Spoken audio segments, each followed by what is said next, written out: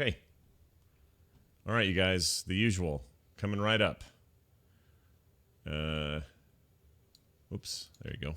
Okay. Here we go. It is going to be... See, there I go. It's going to begin. Stupid throat. All right. It's going to begin now in 3, 2, 1. Coming up on TMS, how was your superb owl? All of us turn 18 sometimes. Katy Perry is part of Voltron and is therefore maximum evil. 25 psychics try and pick a winner yesterday. We get to go to Downton one more time. Star-Lord and Captain America make a deal. It's major spoilers. V for video games. Your emails and more on this episode of The Morning Stream. Every day, America Online is making it easier for people to live, work, and play. Hey, Dan, ready for the game? I'm just finishing up here with my new kayaking friends. Kayaking friends on your computer? Yeah, I just got America Online. Sounds great. Listen, I can't go to the game today. What? I've got to send something for my mom's birthday. It's tomorrow. I'll then book plane tickets for our trip next week, and my kids got to go to the library to look up dinosaurs. Hey, we can take care of all that before we go. Yeah, right. Oh, with America Online. America Online can do all that? I have made a creature to rule over mankind.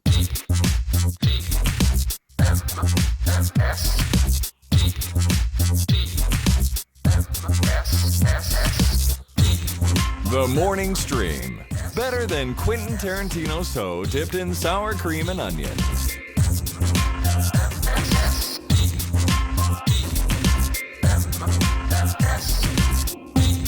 Boy, I agree with that sentiment, Scott Fletcher. Thank you very much. The show is a lot better than Quentin Tarantino's toe dipped in anything. Way better. Yuck. Gross. Foul. Hello, everybody. Welcome back to the Morning Stream, TMS, for Monday, February 2nd, 2015. It is 9:04 a.m. in the Mountain Time Zone, the only time zone that matters. For those of you listening via your phone or whatever later, well, good on you, because that's the way to go. Campers! Nothing wrong with you other guys. Wakey, wakey, hands off Snakey. You're fine. You live people, you're fine. Come on in. You're always welcome. But we do appreciate our fine folks at home. Mm-hmm, we do. Some of them are all at home, I guess. Brian, what's going on? How are you? If you're listening to this on a clock radio and it keeps repeating and you keep waking up to this very same intro every single day, then it must be Groundhog Day. That's right. Today is Groundhog Day, isn't it? Today's Groundhog Day, and Puxatawny Phil did see his shadow, so the meteor will strike Earth sometime in the next 6 months. Right, but by the time it does, though, Bruce Willis will be long dead. He won't still. That's right. Won't be hanging on still. We'll get together. We'll go to L.A. We'll have some laughs. I'll pull animal crackers out of your navel. It'll be a great time. This makes me want to watch Armageddon. If you want the truth, there are times where Michael Bay and I get along just fine. It's Armageddon. It's The Rock. Maybe that's it. Perhaps. That might be it. Bad Boys. Love Ends. Bad Boys 2. You got me with Bad Boys 2. I also like that a lot. Oh yeah, I haven't seen it. I've not seen Bad Boys 2. And I don't hate The Island. I am tolerant of The Island. No, I like The Island. The one with Leonardo DiCaprio? No, with the other guy. Ewan McGregor. Yeah. And yes, right. You're thinking of The Island as that's a Scorsese joint. The Beach? What is that one? No. A beach one. The Leonardo DiCaprio. He's in something called Crazy Island or something. That's not the one I'm talking about. What? It's the one. It's the one where he goes to Thailand. That's The Beach. The Beach. That's what I'm thinking. That's what I'm confusing. That's who's the director of that? That's a big deal, and it was a kind of a flopper for him. But it was. I know, which is too bad because I thought it was actually kind of good. Oh, what's that called? Hold on. Okay, the director of The Beach. Yeah, what's his name? Oh, I'll tell you. It's right here. It's 2000. I wrote The Beef. Danny Boyle. Danny Boyle. That's who it is. Slumdog Beachionaire. It's the one Danny Boyle film that people don't refer to with much love, but I think it's fine. I liked it. You know, what does he know? Yeah. Once again, Danny Boyle, though, dragging Robert Carlyle out for another go. He just loves that Robert Carlyle. Well, yeah, and he should. Yeah, why not? Great. That guy's awesome. He's a freaky little man. He's a freaky little leprechaun. We are freaky little men here on the show, and we're here to bring you a new episode. Thank you all for being here. Sorry about Thursday. Internet troubles that day. I had all kinds of ISP problems. In fact, they didn't really completely resolve themselves until Friday sometimes. So it's the first I've had. I've been here a year and, I don't know, 3 months or something. and hadn't had a single outage really that entire time that I know of. I knew about one time it was a scheduled outage, and I knew about it ahead of time, but this is the first like saucy internet connection I'd had since we moved in, so I can't complain too much. And they did have it fixed pretty quick, but it killed the show on Thursday, and I apologize. Yeah. What are you gonna also hurt my instance listening. Yeah, it jacked that up this morning or that morning, but I did get a show in Saturday, so that was nice. We squeezed one off, as it were. Yeah. Did you pinch it off at the end? Well, we tried. What's funny is I couldn't. Dills had, or Terpster had something with the baby. Patrick had his dad in town, and Dills, I think, fell asleep, so we didn't have the usual crew. So I pulled in John Jagger, aka Reverend Don, from our raid team, and Ralph, good old buddy Ralph, came on. We had a good time. It was great. Yeah, those guys are good times always, and they're funny, and they play the game a lot. It worked out nicely. They play with us. Yeah, why not? Why the hell not? All right, so the superb owl. Now, I know that joke's been around for a while, but I like that one. That's one I don't mind dragging out and beating up a little bit. Sure. Superb owl is pretty funny. Superb owl. I am tired of anybody. Well, let's just get this out of the way. I think I am done with anyone going, "Hey, I hear there's some kind of sports ball on today. Have you guys heard about the sports ball that might be?" Like this ironic freaking hipster bullshit that comes out of someone's mouth. I hate it. On the whole, I do too. However, there were a couple clever ones yesterday that I saw. Ensign Williams, Red Shirt Diaries, Ashley Robinson? Yeah. Robinson. Yeah. Tweeted something like, "Hope all you sports fans enjoy your sports ball season finale." Yeah. I guess that's all right. That's okay. Plus, we like her, so I'll give her a little bit of leverage there. Right. I like, and there are plenty of people I like who are saying using these sports ball references. Sure, plenty of them. But yeah, it is an overused. It's like, I don't know what football is. Yes. I never even heard of it. It's so weird, you guys and your sports ball. And you silly, and the things you like. Yeah, it's like, come on, man. The super pseudo rugby team thing that you watch. That is, listen, here's part of my problem with it, I think, is that it's hypocritical for us, raised as nerds, picked on for what we like to buy the jocks back in the day. I'm in high school and I'm getting reamed for liking Dungeons and Dragons, right? People hate it. You freaking loser, you should go out for football or something. I took that kind of crap all the time. What, we're going to flip the tables now and tell all these sports fans who are really just nerds about sports that their little thing they like is wrong? Hey, man. Exactly. Forget about it. Aren't we just making ourselves as bad as they were to us, Brian? So anyway, sports bowl, Super Bowl, that happened. That was yesterday. The Puppy Bowl happened. Yeah, there's the other thing. The other thing people like to do on Twitter. Yeah, I'm really looking forward to today's Puppy Bowl. Oh, there's another game? It's like, yeah, there's another game. So the ads, let's talk about it. The ads, because you and I were not so much in it for team loyalty, because neither one of our teams were really in there to win it. I was rooting for an exciting and interesting game, but I was really in it for the ads. Boy, we sure got the game we wanted, though. My gosh. Yeah. Last 5 minutes, I'd say the whole thing. It was a rough and tumble battle the entire way through. Well, yeah, I mean, they were staying neck and neck, but the two exciting things that happened in the actual game related things, not fights, but the game related things that happened in the last 5 minutes were both fantastic. Unbelievable. It's unfreaking believable that stuff that was going down. And I was at a party in a house full of people that were almost entirely pro Seahawks. Oh, really? Wow. And they went from thinking they had it to losing it all in about 3 minutes. And I've never seen more upset, angry, hospitable people. Like, they're very nice people, but they were like, "This is the end of my life. I cannot believe this happened." Oh my gosh! Now look, I don't know a whole lot about. I'm gonna be the first to admit that I don't know a whole lot about football, but it does seem that when you're on the 1 yard line, you do a running play. Because those runners, they can kind of leap over a little crowd. Like they can get into that end zone. On those kind of plays. When I was in junior high and high school, I didn't ever play like high school football, but I played a lot of tag football and flag football and stuff with my friends. And anytime we get together, even like 3-man football, one guy would throw and you two would just run long and see who could, get the ball from each other or whatever. We would play lots of variations. I always liked football growing up. It's a great little sport, good times, whatever. I'm not a freak about it. Played a lot of Madden, played a lot of NFL 2K when it came out. Big fan of those games.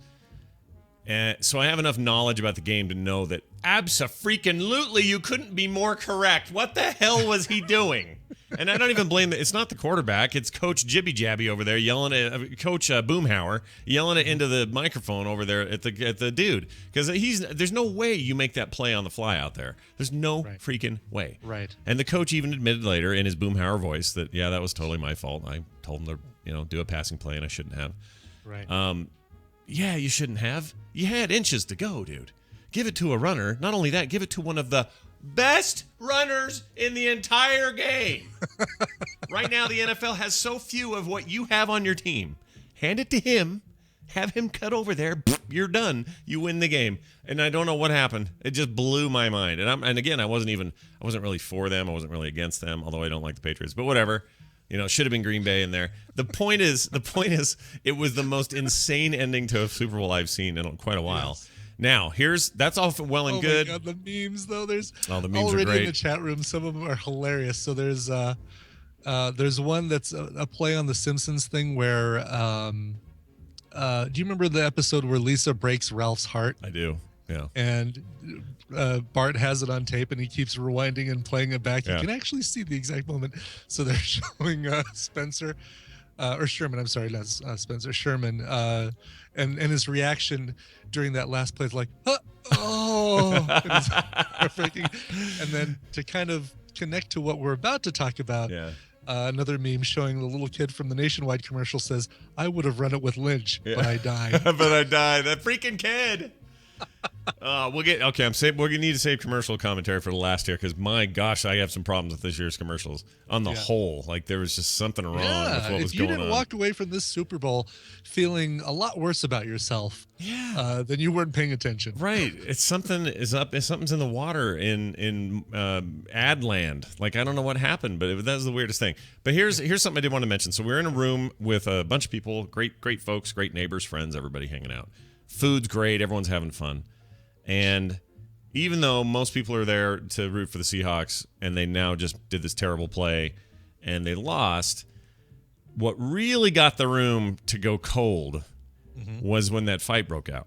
Yeah. Now, some people on Twitter have suggested, that's nothing like the regular play they're doing. That's just them grabbing each other's masks. Big deal.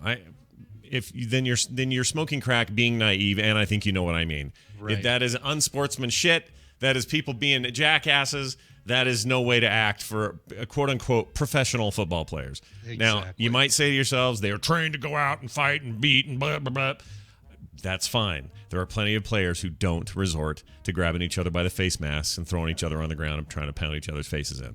Plenty of examples of that not happening. So anyway, I thought that was freaking lame and terrible. And whether you like it or not, your role models either live up to it or don't. But so just take my opinion like a blast to the face. Here's the part that really got me.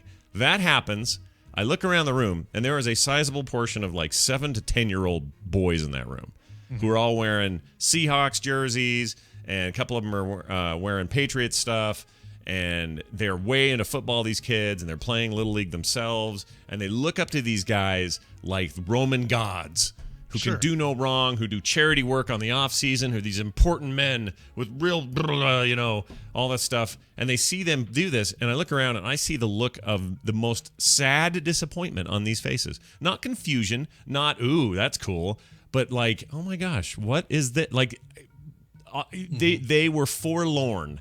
Yeah. As to what they were witnessing there. Oh, what? Yeah, exactly. And it pissed me off. What are my heroes doing? Why are they hitting each other? Right. For no reason. Right. There was no freaking reason. Yeah, it's intense. Yeah. Yes, it's like the last minute thing. Testosterone boiling over. Right, but your freaking Bugatti is still parked out in private parking. Your giant mansion's waiting there at home with a roof with 3 pools, one on the roof. You're fine. You're fine. $18 million a year for running back. You can go home. You don't get a ring and you don't go to Disneyland. That's okay. You can afford to buy both. You're right. I know. Yeah. You can rent Disneyland out the entire day for your kids. That's right. Okay? But these kids were just like, oh, man, really? And like up till that point, everybody's all in. The game is what it is. The plays are what they are. That happened, and it just got dark. Got real dark in that room. So then here's the real darkness. Those commercials. Right. Like, I thought we'd get... Specifically... Yeah, give me one. Which one did you... Specifically, the nationwide ad was absolutely the biggest offender of this because, I agree, yeah. you know, it is written in a way that you're like, oh, this is going to be funny and cute. Oh, the kid's, you know, getting the cooties because the girl kissed him on the bus, and he knows he's never going to be able to fly, and da da da da. And then it's like, because I was killed in an accident when I was 7 years old. Jeez, which is just so dark. Like, hello, I want to see dancing Doritos and like farting monkeys or whatever. Give me something funny. Oh my God! Right. The whole night was like this. Every ad had and then some it's like undertone. What was it? The domestic violence commercial with the woman on the phone who's, you know, hiding the fact that she's getting abused by ordering a pizza so that she can get the emergency. If you know what, I'll say the positive thing about that ad. Yeah. It's a great way to give women an idea of how to get out of that situation. Sure, right? sure. But and that's great, Brian.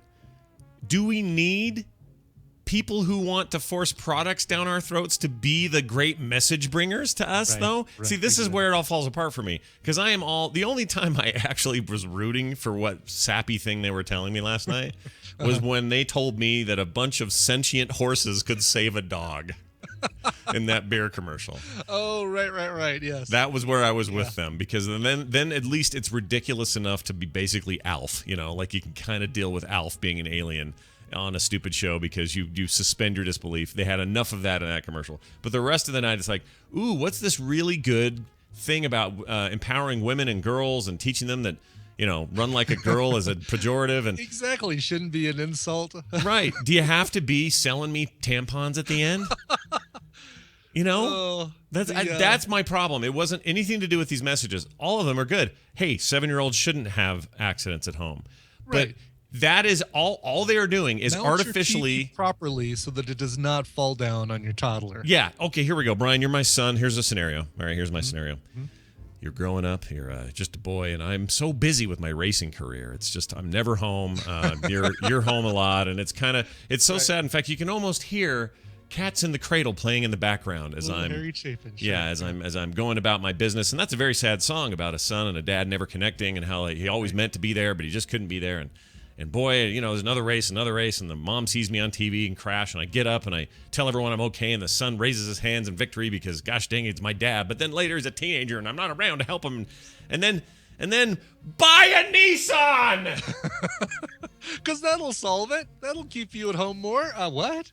I hate it so much. And I hate it to the degree that I also so then later Toyota had their own version of this with a dad and a daughter this time. Right. They take these situations that are genuine. Dad, son, connecting, important. Raise your kids, spend time with each other, build those bonds. They last a lifetime. You can't take it with you. All this stuff's important. But then it's very disingenuous to then say, oh, and all of this can be solved. All your relationship problems can go away if you just buy a Toyota. You just get yourself a Toyota and everything will be fine. F off. Right. They also forget that Cats in the Cradle song ends very poorly. So does was it Jim Croce or Harry Chapin? Harry Chapin, right? I think so. And Gutters O'Toole points out, this is like right out of Con Air too. Coverville, a commercial about a race car driver who crashes, featuring a song by a guy who died in a car crash. Oh, dude. Whoa, wait a minute. I didn't even consider that. That's amazing. That's amazing. Yeah, Harry Chapin. No one's gonna make that connection, but that's an amazing connection. Right. I guess it's just like it's so artificial to pull that stuff out of me. Different than say, you might say, well, what about a movie that has a very emotional crux to it? Well, sure, movies are made to make money. Nobody invests in movies unless they think that the studio is going to make money. Producers don't want to make something that's a flop. Right. I get that. And you're not going to go to The Fault in Your Stars thinking, oh, well, this is going to be an uplifting, cheerful next 2 hours of my life. No, you know what you're getting into. And if they do their job right, good artistic storytelling can make money, but also be good artistic storytelling. It is not there just to shill the product itself, which is, whatever the product may be, in this case, movies or whatever. Right. But when you're doing that with your car commercial, you're just artificially pulling my heartstrings. It's not real. You're just yanking me around. Mm-hmm. And I resent it when they do that. And this isn't the first time. but it is a grand stage with very expensive productions to have these commercials on the air during the Super Bowl. You are getting to the most people possible. And as soon as I see somebody online go, "Oh man, is it just me or did everyone else get really touched by all the ads tonight?" It's like, no, I didn't, because I don't buy into their garbage. It's all crap, dude. That's made up. Those are actors. Those aren't real people. They want you to buy a Nissan. That's all they want. That girl is not his daughter. Yeah, and it's not enough for them to say, the Nissan blah-da-da, with a new rack and pinion, bugga-bugga-boo, zibba-dabby-dooby-doo. They can't do that anymore. The positive flip side to that, the kid who got kissed on the bus, who's never gonna get married, he'll get married because he's alive. He's an actor. Yeah, he's an actor who's living. He's living. Yeah. So we're all good there. He might be crazy because he sees cooties that actually live. So, right. Well, there might be a problem there. Yes. All right, let's talk about the good ads, All because right. there were some good ads. Were they? Tell me. I can't even remember. They've been blocked Danny out. Trejo as Marsha Brady. Agreed, except that we'd already and Buscemi as Jan Brady. As Jan, right. But they had shown that for like a week leading up to this thing. I hadn't seen it. So okay, then you lucked out. I'd seen a screenshot of the Danny Trejo bit, but the Buscemi bit was a surprise. So I like that. Yeah. That was good. I admittedly very good. Since I'd seen it before, it was kind of oh yeah, I saw this like 4 days ago. But anyway, yeah. Right. That was a good one. Liam Neeson playing Clash of Clans or God of War, whatever it is. Oh, like I was saying in Raid last night, if anyone out there listening had any question as to whether or not Clash of Clans made a bunch of money, let you wonder no more. Being able to afford Liam Neeson or Liam Neeson. More importantly, Liam Neeson for a Super Bowl ad. Like that's $3 million a second or whatever the hell it is now. Exactly. Yes. No kidding. Yeah. Let alone what they're paying. They're doing just fine.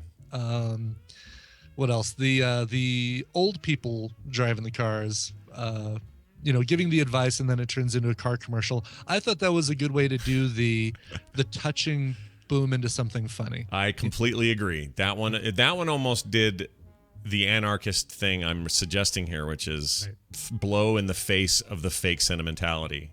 And I'm into that. Like that was a really funny ad. I also like how the photography the photo work on the video for those old people, really accentuated what old dirty raisins they are, man. Just like let's make sure you see every wrinkle and every It's like HDR photos. What it reminded me of. It was real gnarly, like Dust Bowl stuff. It was great. The Fiat Italy Viagra thing. I hated that one. Really? It's too clever for clever's sake. It's like, what if? Now hold on, everybody. Let me just. I can hear this in the meeting. What if a Viagra pill fell out of an old guy's hand, much to his chagrin, went down a pipe, basically did the world's biggest Forrest Gump feather move, and made it clear across town somehow and into the tank of a car, and then the car got like a car boner. That didn't work for me. I felt that was too clever to be clever. I think I don't know. I mean, the setting was nice. The Italian music playing. I like that one. I hated it. I want to like it. And you and I usually completely agree on most things. Not entirely, but we usually agree on most things. I just felt like that was too contrived. Now, kind of in the same way these emotional ones were. It was like too on the nose, like, hey, what if our old Fiat got a boner? That was kind of what it was. Anyway, what else do they have? They had God's phone dying. I'm kind of looking at a list here. The arm wrestling town was pretty funny. The arm wrestling Skittles thing was good. Yeah. What do you think of this McDonald's deal? I think it's a horrible mistake. It does seem like, hey, Mom, I just want to call and tell you I love you, only so I can save $1.15 on a cheeseburger and fries. Yeah, I think it's just bad. I'll just pay the $1.15. Thanks. Yeah, I will. And I love my mom, but having to explain to her, well, I'm calling you so I can save money. Also, in practicality, here's how it goes: you're in a line with 6 or 7 people. You get up to the thing. Yeah, I'll have a quarter pounder and fries and maybe a Coke. Okay, sir. Well, you're our lucky random pick for a guy who gets to do a different kind of payment. Did you see the Super Bowl? No. Well, okay, let me explain.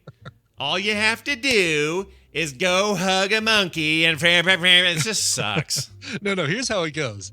So all the way up until, all right, all you have to do is call your mom and tell you love her. Oh, okay, hold on. Let me grab my cell phone.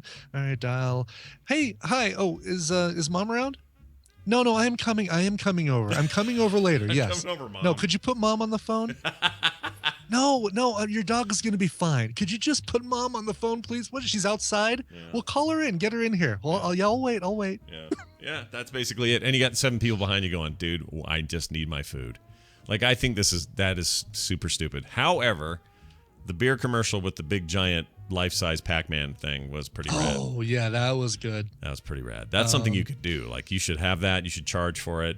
I think you should give away more than a beer if you get through it. But yeah, I would do a giant Pac-Man machine. Not a problem. That'd be great. The Captain Kipper reminded me of the Pete Rose in the hall thing, which is a really quick, funny joke that kind of, I don't know, maybe went on a little bit too long. Like, yeah, a little. You know, all right, he's in the hall, but the whole thing like, oh, I'm not even allowed to be in the hall in my own house. Because you cheated. Could have been a better payoff at the end there. Yeah, you gambled against your own team. We get it. He gambled for his That's own for team. his own team. Sorry. You're right. I got to keep that straight. I always get that wrong. He bet on them to win. He Yeah. has no control over whether or not they win. He Come should on now. look. He should be in the Hall of Fame. I will say that right now. I think you put Yes. him in there regardless of his stupid gambling, because who cares? He still played some Right. incredible baseball. That's what you're putting him in there for. You're not saying, and the Hall of Fame award goes to the best gambler for his team. Like, that's not how they're going to do it. Anyway, Right. that was in there. All those were fine. Like, you've named a decent portion of the I commercials. forgot. Actually, I forgot my favorite one. Uh-oh, what? It's funny. The BMW ad with Brian Gumble and Katie Couric Oh, yeah. That was that all right. shows the old footage of them. What is that? A hat sign? That's an A with a circle around it. Yeah. What do you call that? That thing, we played that clip in like the first couple of weeks of TMS back in Did the we? day. Yeah. And that's a famous old, like, them off camera, not really filming, talking Right. about the internet like complete knobs, like they had no Yeah, idea. listen on the phone. Yeah. So that was a really funny riff. But it did remind me that Katie Couric looks amazing right now, and Bryant Gumbel looks like a gummy bear right now. There's something about they both look fine. How about a Gumble bear? Looking at a photo of Brian Gumble Bear. Gumble bear. That's right. I know what's up. All right. Anything else? Yeah, I'm just scrolling through these. We had a lot of dogs walking on hind legs. Yeah, that creeped me out. I didn't like that. The cop one. Well, I can't even remember what that was an ad for. Oh, the speak into your remote control Yeah, it was an Xfinity thing. Xfinity thing, right? Yeah. And then the other one with the dog. What was that? That was I'm talking about the beer dancing one where they're all drinking the Mountain Dew Kickstart. Oh, I missed that one. How did I miss that? The shaggy dog starts twerking, and Oh, I may have been in the can at that point. you might have missed that one. Yeah. It was that one was really bizarre. Like, had the they start drinking Mountain Dew Kickstart, and they start dancing uncontrollably, and the deer head on the wall starts dancing, and the deep sea diver in the fish tank starts dancing. The dog. Yeah. That was a bizarre one. That was very weird. Honestly, all these things taken together, the good, the bad, the weird, the dark, the whatever. The thing that topped the night off for me as the most WTF moment, and the moment I realized I will never see this thing, was when they showed the promo for the new NBC show, The Slap. I will not see The Slap. Right. The slap looks ridiculous. The whole premise, as portrayed by the preview, is somebody at a big family gathering slaps a kid for some reason. My guess is it's an uncle or something. Who knows what the relationship is there. And it causes there to be a need to have an entire series around all the fallout from the slap and all the infighting and the bickering and the lawsuiting and the everything or whatever's going on there. It's got your Zachary Quinto, Right. Tarantino's girlfriend, what's her name? Uma Thurman's in there. Oh yeah, with Thurman, Melissa George. Yep. Melissa George. She's got 2 first names. She's in there. I can't think of anyone else, but yeah, it's. I have less than zero interest in that show. Right. That seems ridiculous. And the big part of it is the stupid name. Yeah. The Slap. The Slap. The Slap, Brian. Now, there's a lot of already the clap jokes, which are pretty good. Mm-hmm. I would watch a show called The Clap. I'd be interested in that. Also, the voice promo they showed, if that's what the voice was like where it's like Thunderdome. Uh-huh. I would didn't watch. see that one. I would watch The Voice. I did not see the voice ad. Huh. Yeah, I'll they have to just look for that they one. made it look like Thunderdome, Mad Max, kind of like dystopian future, gladiator style voice, whatever. If that's what that show was actually like, I would watch that show. But as it stands, I don't care about it at all. Anyway, there you go. All right. A reminder, couple of reminders for you folks, and we'll call Daryl real quick here. Sure.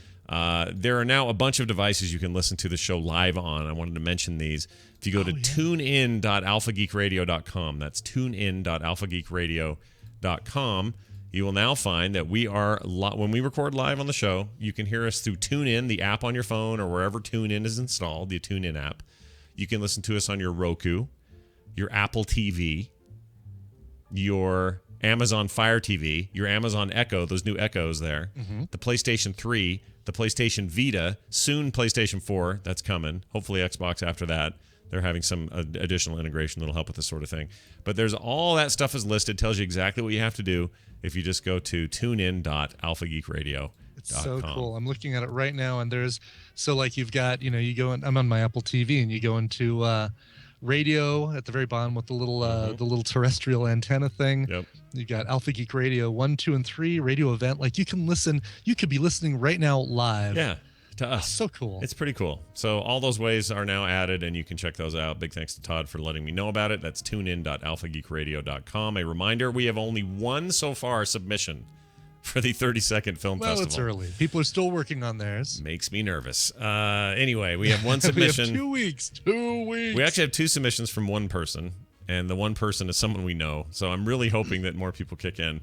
For the 32nd TMS 2015 Film Festival, you can go to tiny.cc/TMSfilm, and you need to submit your film entry, like a YouTube link, a Vine link, some kind of video link is what you'll submit there by February 15th, 2015. So you've still got time. You got 15 days, basically. Well, I guess it'd be 13 big prize days. package. Big That's prize all package. we need to say right there. Is big prize package. And once again, it must include a Sharpie and the phrase, "We can do this together," in some way. It's up to you how to use those, but they have to be in there. Keep them nice and, PG-13 or less. And that's it. No rules other than that. Your theme is your theme. You do what you want to do. Just has to include a Sharpie in some way, and "we can do this together." That's right. That phrase, either spoken or shown or exhibited or something in your 30-second film, and we'll judge those shortly thereafter. Okay? And because of Daryl's tweet, he just said, geez, TMS running late. I also want to remind people about the Oscar pool also going on. Yeah. If you go to tiny.cc/TMS Oscars 2015, you can vote in the Oscar pool and have a chance to win something there too. Yeah. Did this last year and had some great giveaways. So Always fun. We like doing this. So bring it on. Let's do it. Let's go. Let's have it.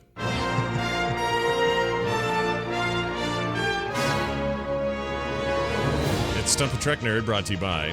In all the universe, only a handful of sentient worlds create music, let alone the most evolved form of music, rock and roll. Earth was on track to be admitted into the Galactic Union, but somewhere along the line, its rock and roll turned weak. The Galactic Union wanted to send the best band in the galaxy to Earth in order to steer humanity back on its proper path, but they weren't available. Instead, they had to send the second best band, Red Hot Rebellion. Check out The Mission, Red Hot Rebellion's brand new graphic novel and concept album, by visiting themission.redhotrebellion.com. Very nice. Daryl, are you there? I am. All right. Before we get too far here, though, a mashup from Iceworm. My bummer. Oh, great. My bummer. I didn't know it was about this. My bumhole hurt. What'd you say? There's a chicken in the room. Did you see one? Oh no. Did you see a chicken? I'm hungry for chicken. Exit only. You're talking about your colon? And yes. You sure are. What are you podcast about? Mostly poop jokes. And Brian. A little turtle head pop out of my butt. Why do you think that? Because that's where he lives. We should get rid of him. How would you like me to do that? Pull him out. That guy on Twitter lied. So basically, the mashup this week is just clips I played. Yeah. Scott's greatest hits. Yeah, clips I played last Monday. Great. Wonderful. All right, Daryl, it's your turn. It's your time to shine, really. Sorry about your team. That didn't go well. Yeah. Yeah. I know people want to put Pete Carroll up on a tree at this point, but Is there just a general feeling of sadness in In this office, there is nobody here. Really? Wow. Weird. Why is that? They're all drunk from the night before, or what? I guess. They're That's all weird. Off themselves or something. Well, here's They're the. all standing outside of head coach's house yelling. Well, here's pitchforks a question for you. So, when people freaked out about the call, right? It was a bad call for sure, but it's only a bad call because it didn't work. In other words, if that guy would have caught it and scored, nobody would be caring today. Right, They nobody might would say, say- "Boy, that was risky," but man, sure glad it paid off. That's all they'd say. So, Well, I think they had 2 or 3 chances to try different things that were less risky before trying that. oh, that's my entire point. Absolutely, it was risky. There was huge risk to it. But if it would have connected, he would be hailed as the great risk taker. And man, what an amazing splash that risk made! Holy crap! Not only did they win, but they won by an entire touchdown.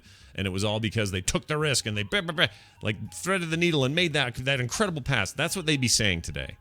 But because it didn't connect, I've got people telling me on Twitter, "Oh no, it doesn't matter. If he would have caught it, we'd still be super mad at him." No, you wouldn't. Don't lie to me, you liars. Well, it was the right play, but at the wrong time. Sure. It's just, but you know what I'm saying. Like you could have, if it would have been caught, game done. Then it would have been done. Conversation over. Everybody'd be happy. But since they didn't, everybody wants to say, "Oh, well, even if they'd have made it, that would have been real trouble, especially in the locker room. They would have." I'm like, come on. No, you'd have made it. You'd all be stinking of champagne this morning. Exactly. Cars had been flipped over. Nobody would be Monday morning quarterbacking saying, "Oh yeah, no, that was a bad idea. Bad idea." I don't know why this stuff gets me so fired up. Like, heart's pounding here. All right. We'll have to. Later we'll have to talk about. Oh, never mind. We are going to talk about it there. Never mind. Oh yeah. Don't you worry. Katy Perry's on the list. Missed my favorite moment of the commercials. What was it? Say my name. And here's the thing. I didn't see that one here, right? And people have been talking about the Walter White ad. I did not see that.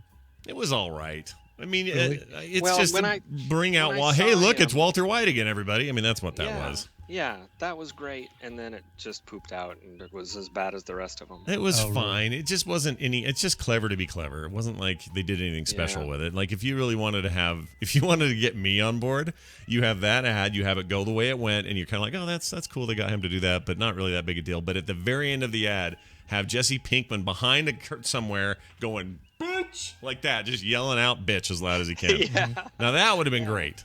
But they chose not to hire Jesse Pinkman.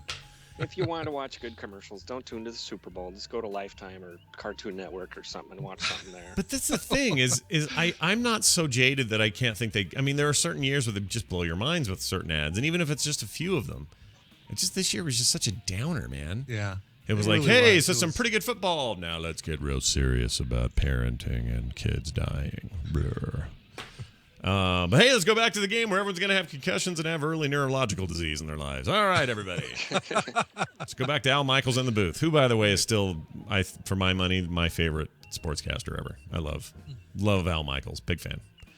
All right, what are we doing here? We got to get moving. Oh, Daryl, look at this. Next generation question for you. All right, this is next generation trivia for Daryl, the Trek nerd, who comes on and answers these questions in the next generation episode. Disaster. Captain Picard takes some children on a tour of the Enterprise as a prize for winning the school's science fair. Picard asks them what they did for their science projects. One kid says he planted some vegetables and some special dirt. What kind of vegetable did they say he planted? Was it A, carrots, B, turnips, C, beets, or D, radishes? That would be carrots, turnips, beets, or the ever-popular radish. While you think about it. Are you hungry? Aren't you hungry? Oh, where's the last one? What's a foodie? There you go. Where's the tall box? Hold on. What's in the tall box? Yeah, but the internet, man, like time to meme, like from time of actual occurrence yesterday of whatever happened on screen to how quickly it was an animated GIF or a funny meme was like record breaking, I swear. Like the internet was on their game yesterday. Let's see. Flat top. Let's do a flat top. All right, flat top. Yeah. Got lots of flat tops. They look like little rich chocolate little Werther deals. Like Rolos, yeah. Where'd these come from? These look like These look like made here. There's no foreign writing on this at all. Oh, Philippines. There it is. Product of the Philippines. Oh, all right. Well, good for it's them. fern. Isn't Len a Filipino? Isn't what? Len Yes. Peralta? He's Yes, Filipino, he is right? of Filipino descent. Is Peralta a Filipino name? Because it always sounds Italian to me. Peralta. Hey, you're here, your family. All right, these look like Rolos, kind of. They do. Except they're a little dirty. Well, it's the chocolate that lightening up that chocolate does. Oh, wait. Lighten up, Francis. Is that a thing you do? You lighten up chocolate? Well, no. Like, when chocolate, as chocolate gets a little bit older, doesn't go bad, doesn't spoil, but the gray. color of it turns, like Oh, I didn't know like that. tan. I didn't know that. I guess because the chocolate we eat here is made of wax. It'll happen here too. Yeah. All right, here we go. Let's give it a bite. Oh, it's hard. It is. Well, they're basically just chocolate. Sort of a weird cakey. I thought there was gonna be something in the middle. Yeah, I don't know that these are. Yeah, I don't like these.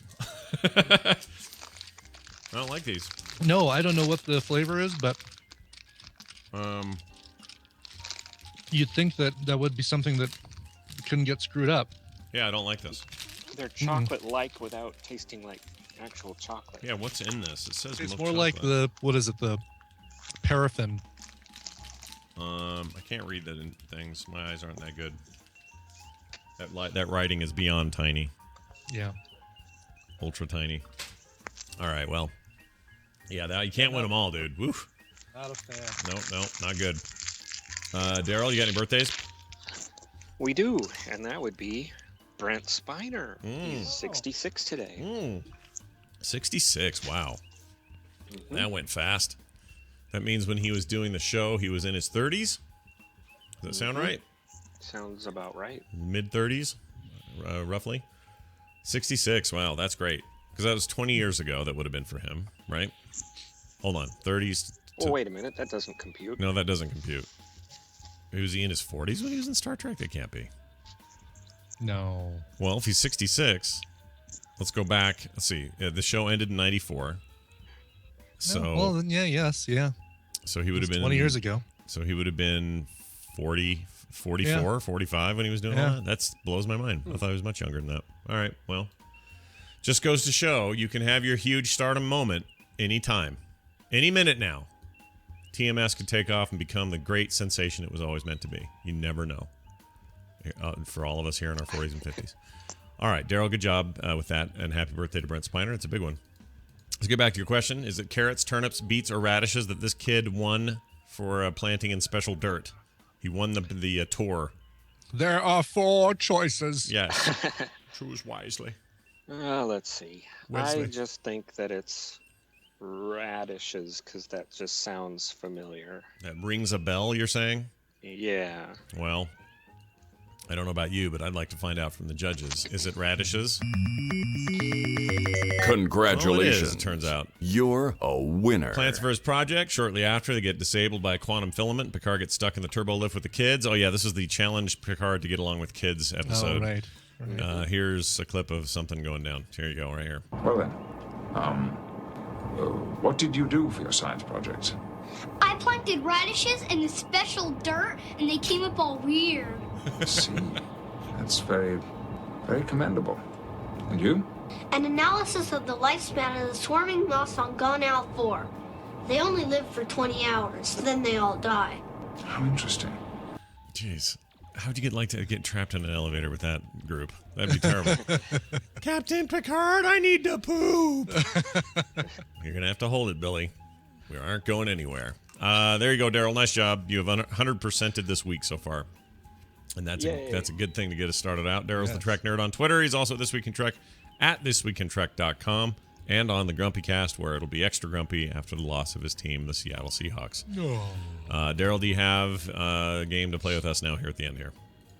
I'm going back into the leftovers, since there are many. Okay. Star Trek thing or actual scrotal disorder? Ooh. Oh, scrotal disorder. Fantastic. Oh, I like it. Let me give you a theme here. Hold on. How about, all right. Here you go. Yes! Yes! All right, go ahead. Sarcoidosis. Sarcoidoses. Brian's good with the lingo for that stuff. Yeah, and that is a medical thing that a friend of mine actually has. Not a scrotal. He doesn't have it in his scrotum, but he's got in his chest sarcoidosis. So I say that's a real thing. All right, I'm going to agree with you. It definitely sounds like a thing you'd hear a doctor say. Yeah. So Daryl, how we do? It is a chronic disease of unknown cause that is characterized by the formation of nodules. It's real. Yay! Yes. Nodules on your scrotal. Nodules. Scrotal nodules. Those are the best. All righty. Television highlights of the news of yesteryear. The news brought to you by. Hey, you bozo, are you still waking up for an 8 a.m. morning stream? Yep. What's the matter with you? I don't know. With that extra time on your hands, you could check out the all of the board game and RP accessories now available. And don't forget to check back for our new sets like Cthulhu and Waterbleep, FantasyCoinHQ.com. Do so. That went in a different direction than I was expecting. Me too. Also, they're working on a Steam. I probably shouldn't give it away. I'll say they're working on a steampunk something that will interest listeners. I'll just say that. Oh, interesting. Yeah. Are there gears involved? There might be. And steam and coal. Gears. Everything's powered by coal. Katy Perry. What voice are we doing there? I don't even know. I don't know. Katy Perry did the halftime show. I will say I liked it. I already kind of have a soft spot for ye old Katy Perry. I think that she's got she's a couple soft spots. She's interesting and she's talented, and I like her acoustic work, and I don't think she does enough of that. But as a pop star goes, I think she's actually kind of entertaining and fun to listen to. Yeah, exactly. She knows how to sing a hook, right? I mean, Roar, California Girls, I Kissed a Girl, stuff like that. They're all hooky, and they're all infectious, and they're just fun. Yeah, you could say she's a real hooker, really, if you want to get right down to it. You could say that. Yeah. Well, some people thought she was going to get real raunchy before the Super Bowl. Turns out, I think she was this was the squeakiest clean halftime show I've ever seen, to be honest. She was very entertaining. She rode in on a giant Voltron tiger, which was rad. Oh, so cool. That was well done. Oh, I agree. The little dudes down there. Mm-hmm. Yeah. I don't know how they were doing it. Like I was kind of blown away. I don't know how. I guess there was probably a base with wheels. Right. There was a base with wheels that was moving forward. Then they had puppetry, puppet artists making the legs move like they were actually being, like it was actual tiger movement. And then when she got on that big chessboard and they had that cool projection stuff happening on the stage, and that was really cool. People forget though. I mean, as cool as that looked, it only looks cool from that one angle, because they had another shot when they were getting ready to cut to Lenny Kravitz, who I think was kind of underused. Very much underused, yeah. They cut to another shot where you're kind of looking at the stage from a different angle, and it looked ridiculous. Like that feeling of the chess piece or the chess squares like dropping off and tilting and throbbing and stuff like that only looks good from that one angle where they had the camera for most of it. Yeah, and probably if you had seats midway up the stadium and higher, you probably had a really good view of that. Yeah. But everybody down low probably were like, what the crap is that? Yeah, I agree with that. Lenny Kravitz came out for like 5 seconds. I wanted him to do. I mean, yeah. Hearing him help out with I Kissed a Girl, I was kind of hoping we'd see a little Let Love Rule or American Woman or I won't. Are You Gonna Go My Way? Oh yeah, Are You Gonna Go My Way is a big one. That's right. He's a big movie star now because he's in all those Hunger Games. Yeah, Hunger Games deals. So there was that. He was doing his thing, and then out came Missy Elliott, right? Who looked great. She looked great. She did, yes. Well, it's also because she wasn't wearing a garbage bag. Yes, but that was a thing for a while. What I like about her, who by the way is 43 years old, she looked great for 43, just rocking it out there. I knew she was close to our age. I just forgot how much I like early 90s era pop rap.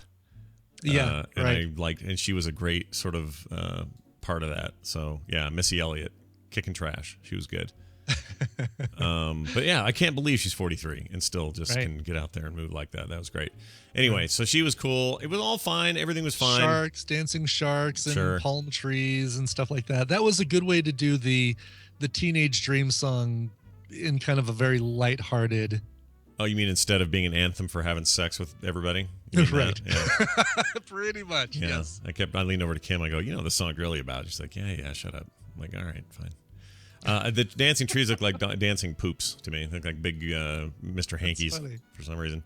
Anyway, so there's that. That all went on. Well, somebody ahead of this said it was getting real raunchy, and that this radio host lady specifically had said this. And I'm going to now play a clip of her, what she said it was going to be. I wonder what she'll say now. I'd like to get a follow-up, but she said this. Complete maximum evil. It would be complete maximum evil. That's her description. Yep. Her pre-description of what Katy Perry's halftime show is going to be. Complete maximum evil. Complete maximum evil. That makes sense. I don't think that's like what we got. the title of a Rob Zombie film. Mm-hmm. Complete maximum evil. Well, she says this. This is the longer quote. If it was it was sort of a heads up. If you're going to be watching the Super Bowl this coming weekend, Katy Perry will be doing the halftime, and it will be complete maximum evil, which is nothing new. And Paul, the guy hosting the show, you of all people know more than anybody with some of this halftime stuff because the guy used to work for the NFL. Oh. She then says, "I'll tell you, it got more raunchy, and it's getting more raunchy." On your website. Wait, that's weirdly phrased. It is weirdly phrased. It's what does it say here? The newsletter of Miley Cyrus, a paragraph. Yeah, was she expecting something worse? Like, was she expecting that Katy Perry was going to be shooting whipped cream out of her boobs or something? Probably. Yeah. Mm-hmm. This is the point. This is the problem with nut jobs. They predict things based on nothing. So good on her. She has no inside information. She has no idea what's going on. I'll tell you, it got more raunchy, and it's getting more raunchy. Yeah. Oh, okay, so she's talking about Super Bowls in general. The Super Bowl halftime shows. What's been your favorite halftime show? I don't know that I've ever had one. I kind of don't like any of them. Really? Yeah. I think I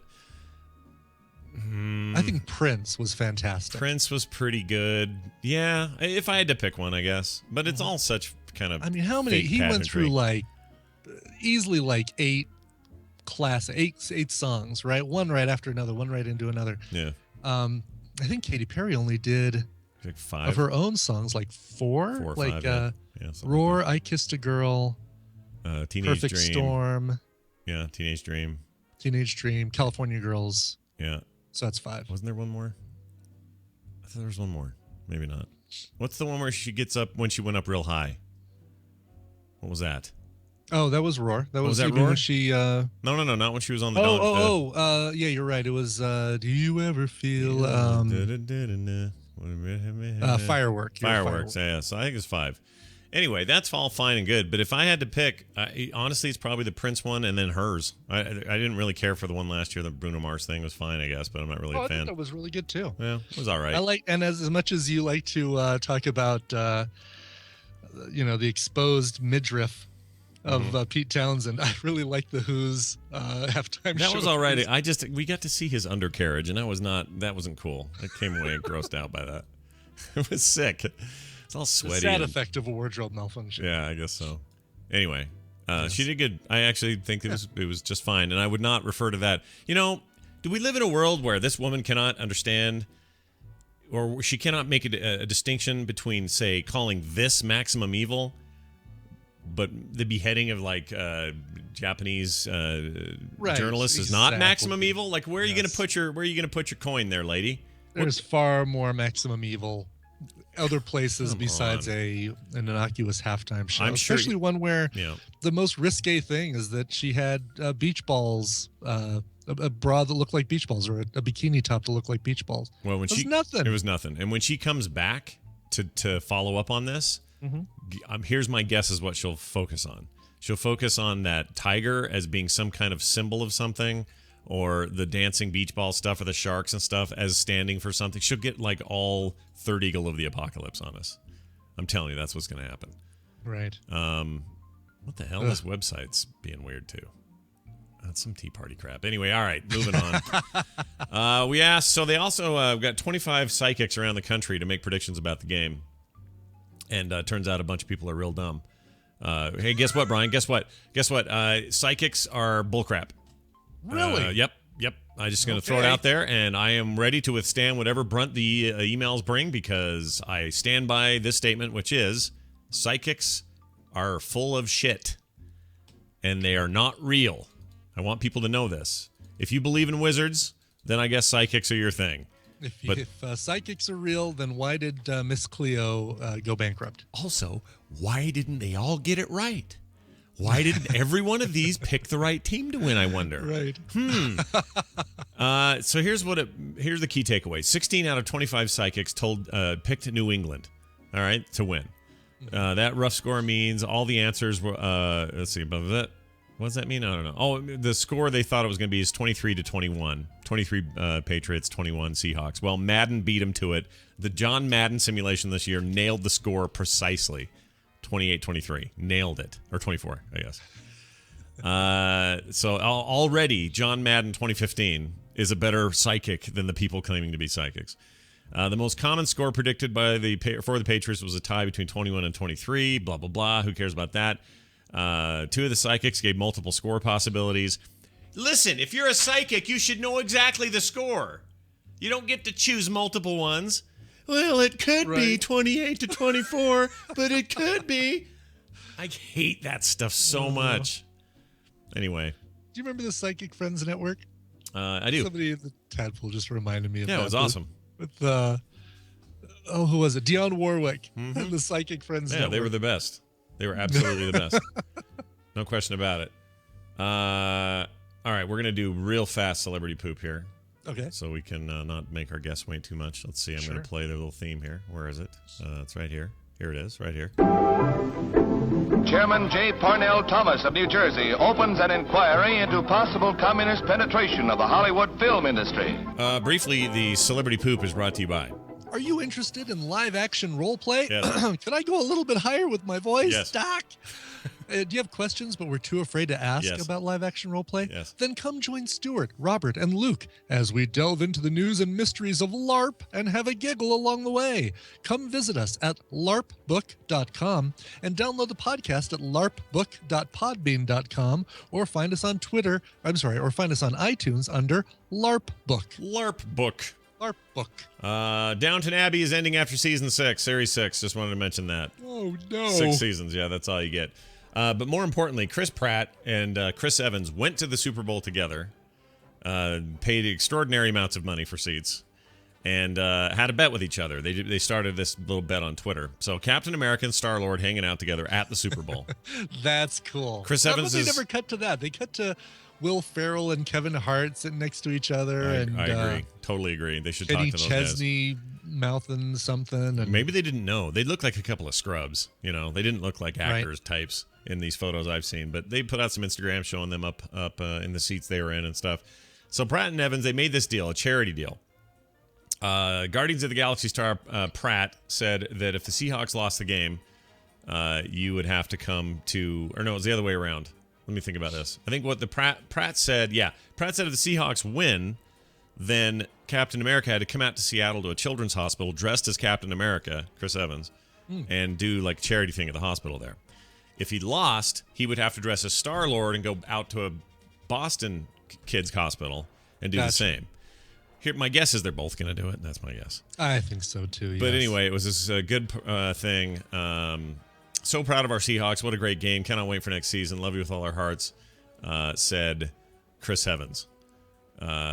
He also said, congrats to the world champion Patriots. You were the better team tonight. I'll be visiting Chris Haven as Star-Lord, says Chris, who lost.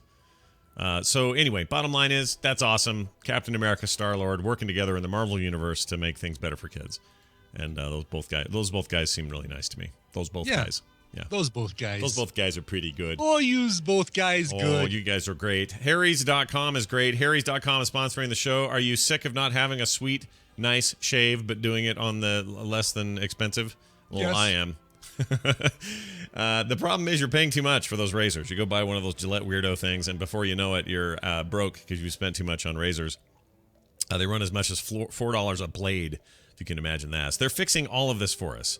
Harry's.com, high-quality razors, half the price of the big brand blades. They make their own razors in their own factories, made by Germans with German engineering, which makes them better, yeah?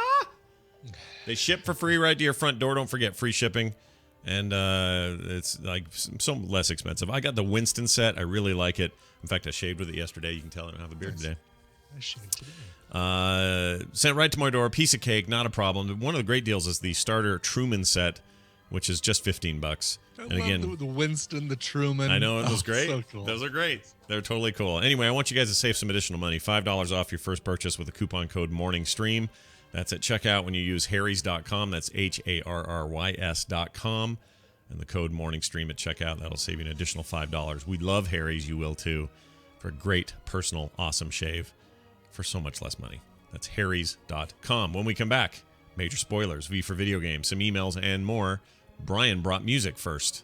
I did. This one comes with an email. It says, "Hi, Scott and Brian. On February 2nd, it is our 8th wedding anniversary, and it would make us happy if you could play a song for us. Still shove the snow, though. Soren and Linda." All right. The song that they've requested is "Say You'll Be There" by the Spice Girls. But, I was thinking while I was watching the Katy Perry thing, how great it would have been in the day to have a Spice Girls halftime show. Oh my gosh, dude, they would have been perfect. It would have been perfect. Missed It's opportunity. perfect. Mm-hmm.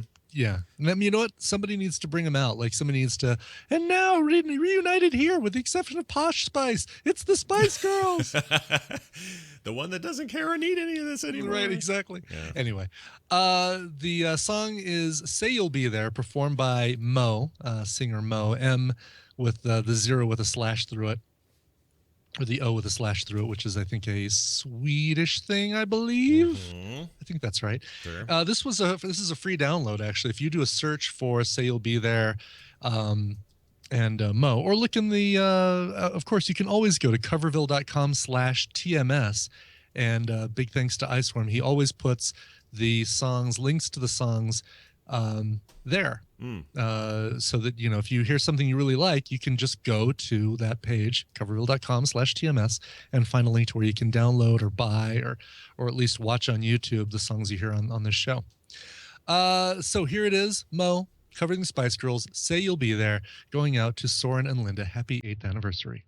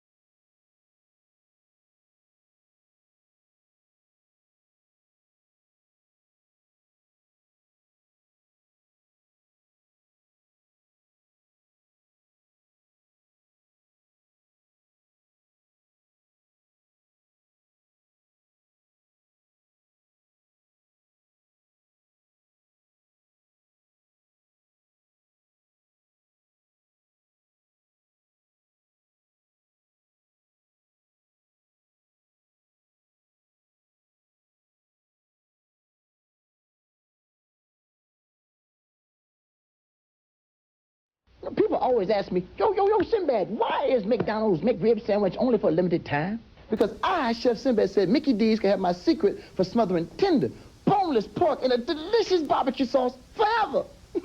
So I lied. They asked how long they could use my recipe. I said, let's flip, lend me a dime. They thought I said limited time. Okay, nothing this good lasts forever. McRib at participating McDonald's. Do you know what you're doing? I'm fully aware of what I'm doing.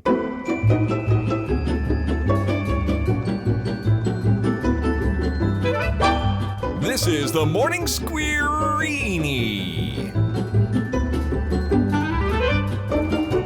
The Morning Squeerini. Welcome back, everyone. Good to be back. That's a cool cover, man. Yeah. I like that a lot. Reminds me how much I love that stuff. Yeah, you like them Spice Girls. You know what they should do. This is how they could do it. They could do a little retro thing. If you're going to bring Missy Elliott out, this is a fine opportunity to say, all right, look, bring out your 90s era pop sensations. I'm Too Sexy for My Shirt. These guys. Rumba Pumba. What was the name of that band? Oh, Chumbawamba. Right Said Fred. Have them all. Yeah, right? why not? Oh, my God. Just a big non-ending medley. It'd be a huge nostalgic boost, and it would give all these bands some exposure, and we would all think it was great. It could have really worked well last night because Katy Perry could have filled in for Posh Spice, who probably wouldn't have done it. Yeah, exactly. I mean, she wouldn't have done it. And then she would look bad because everyone else is cool from the 90s and she's not anymore. So take that. All right. Who are we adding to the call? Steven is who we're adding. Steven Schleicher. Mr. Schleicher, what are you doing, Steven? She's got an impressive set of skills. You ever lose your car keys? All right, let's bring this. Whoops. What happened? What did you do? I jacked something up. Hold on, we're fixing it. Here we go. Here it is. Whoop. These are no, their that's stories. the wrong day. Wrong day. Gosh dang it. Here. Steven's going to talk about something controversial for 45 minutes. No doubt. Hello, Steven Schleicher. Are you there? Yes, I am, Scott. How are you? Hi. How are you? Are you doing well after? You like the you're not a giant football fan, but you're a fan of that Superb Bowl reference. You like that one? The Superb Bowl, or Superb Bowl, and it's only because NFL will sue you if they want to if you use the word Super Bowl, which is so dumb, dude. I know, and really, I mean, I like football. I like football a lot.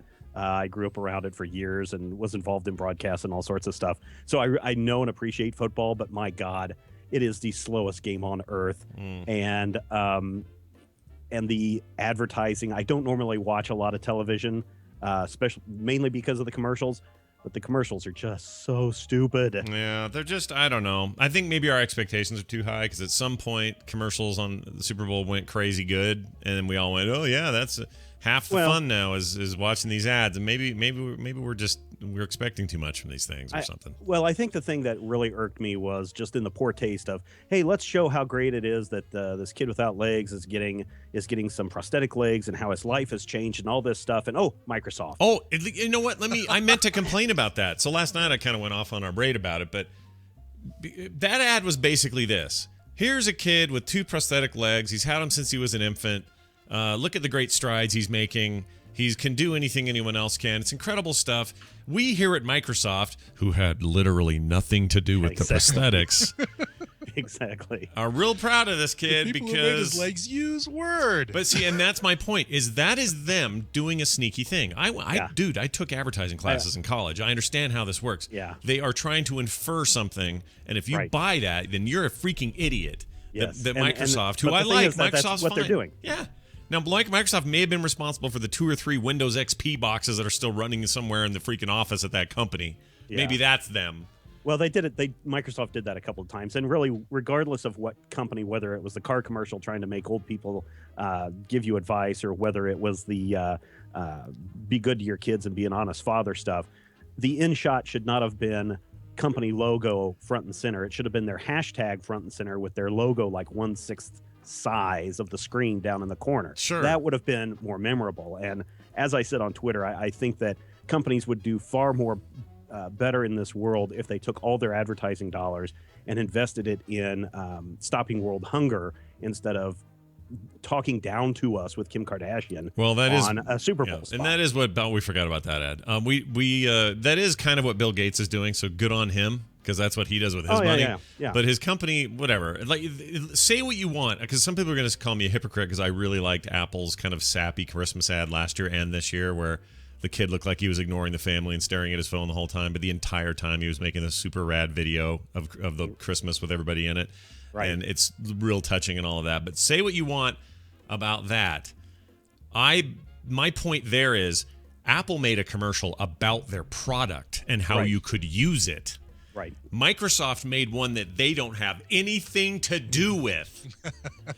Yeah. And I like Microsoft. I actually like them, and I really like some of the new stuff they're doing. But that is disingenuous. The other one is, they made up a heartfelt ad surrounding a product they make by showing what you could do with the product.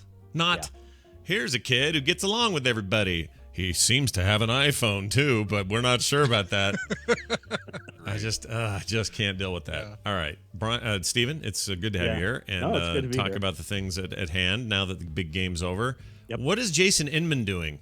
What's going on with him? If you guys don't know about this, most of you know Jason Inman from the Red Shirt Diaries. He's also been a regular contributor for, I want to say, 2 years over at Major Spoilers. He's been doing weekly videos and reviews and all these kinds of things. He tried out several months ago for the DC All Access web show. This is where they go in and interview the creators and people at DC and stars and celebrities and all that stuff to let you know what's going on. It's a big commercial spot for DC. But they lost one of their co-hosts, I want to say 6 months ago, something like that. He had to step out because of conflicts or scheduling or whatever. And so they did this big nationwide search, and Jason submitted an entry and was one of the finalists. And it was announced last week that he is now the new co-host of DC All Access. The first episode with him as the co-host airs tomorrow or launches tomorrow on YouTube. So go check it out. Congratulations to him. That's amazing. Couldn't have happened to a nicer guy. Yeah, him, Ashley, they're all awesome. So definitely, good job. Let's get into what's happening in the world of why comics are so expensive when you sell them at auction. The Detective Comics 27 is the next one to bring in a bunch of money. How much money? Yep. Well, we don't know yet. The auction takes place February 19th through the 21st over at Heritage Auctions. It's Detective Comics number 27. That's the first appearance of Batman. It's a highly sought-after comic. This one has been graded at a 7.5, and it is a restored comic, meaning someone has gone in and either repaired some of the pages or fixed staples or, heaven forbid, they bleached something. But they're hoping that this one will hit $100,000. I checked last night because you can start putting in your bids right now. The seller is asking for $83,000. That's what he would sell it for to cover all of his costs and everything. But they're expecting that it will hit $100,000 by the end of the weekend. It's always amazing to me how much these things. I guess this thing's in pretty good mint condition. Very fine 7.5. That's good. This is the highest restored. This is the highest rating that a restored copy has ever had. So a lot of people will be interested in it. This is a 1939 issue. That's pretty old. Yep. Somebody the other day said should I be buying new comics so I can sell them one day? I said no. The comics you buy today aren't going to be worth poo. It's this old stuff, Yeah, the reason why the old stuff is so collectible is because it was treated as pulp. It was treated as you read it, you toss it. And those kids that did keep it, there was that whole thing during the 50s where mothers were burning them because of Wortham during the 10-cent plague. And so very few of these issues remain, although it surprises me that it seems like every other week a new copy of Action Comics number 1 or Detective Comics 27 is popping up for sale or found or whatever. But these are extremely rare. Today, companies are pushing out 300,000 copies, and people are keeping 290,000 of those stored away somewhere, and they're never going to be worth anything, unfortunately, unless there becomes some giant ban on comic books and people go out and burn these things again en masse. There's going to always be plenty of these hanging around. So if you're buying new comics today in hopes that they're going to be worth something in the future, no. Okay, well, that's good to know because that's been my stance for a while, and I want to make sure I'm not making a terrible investment decision. No. All right, good. Hellcat added to the Jessica Jones thing. Yeah, this is pretty cool. Yeah, explain. So Rachel Taylor has been cast to play Patricia Walker, a.k.a. Hellcat, in the upcoming a.k.a. Jessica Jones series coming to Netflix, which Marvel is still saying 2015, even though Netflix was saying maybe not. But that's when it's coming out. Now, the interesting thing about Patricia Walker is she is one of Marvel's oldest characters, not in terms of age, but as the time that she's been around, long before the Marvel Comics became Marvel Comics. first appearance was in Miss America magazine #2 in 1944. So she's been around for a very long time. Does she predate Catwoman in DC's world? Oh, yeah. Okay. Yeah. So do you think that's a kind of a... I mean, because, I always feel like these two guys just copy each other, and this feels like maybe one of those deals. Well, Patricia Walker in her original form was more like a romance. Miss America magazine was a romance comic. So it was nothing to do with powers or cats or any of that kind of stuff. It wasn't until Marvel came along in the 60s in the Silver Age that she got the change into the superhero. Well, I'm looking at her here. There's some interesting, like the vintage costume is fascinating. Well, that's cool. I mean, this stuff they're bringing to Netflix has me more excited than maybe even some of the movies coming. I agree. I totally agree. Hope they can pull this stuff off. Finally, maybe the biggest nerdy thing ever in the last couple of weeks is this thing that I'm sure Brian is going to have, and I don't even know why I'd even say that because I know it's true.